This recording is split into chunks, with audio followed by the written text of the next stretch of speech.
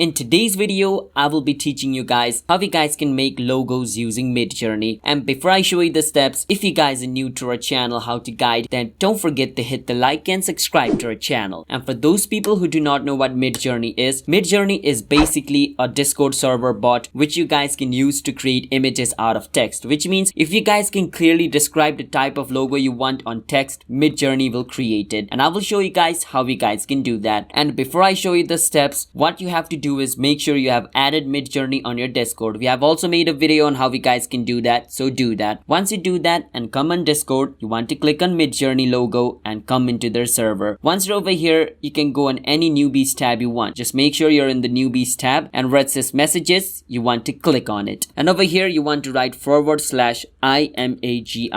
Once you see imagine, click on it. Now over here, describe the type of logo you want. Let's say I want a car racing logo for a t-shirt. I want it for a t-shirt, so I'm writing this, and inside the logo I want a car. Inside the logo, make sure it's red color car with blue tires. So let's say I want something like this. Now I can enter it over here and click on enter. Now we wait for some time until it starts generating it. So let's wait for some time. It takes a bit of time, so make sure to be a bit patient. So as you guys can see over here, my image has been generated, and this is basically what my logo looks right now. Now it is not a nice logo because I did not explain what kind of logo I wanted on detail. If I was able to explain it in a more like detailed way, then it was going to create a nice one. I can show you some like examples over here. So some people have created logos over here. You guys can see cute watercolor of a baby owl in a nest in the forest with its aspect ratio given. So the more clear information you give, the more clear type of image it can generate over here, as you guys can see. So yeah, so make sure to give the correct information and it'll create a logo according to that. So hope I was able to help you guys. If I did, then don't forget to hit the like and subscribe to our channel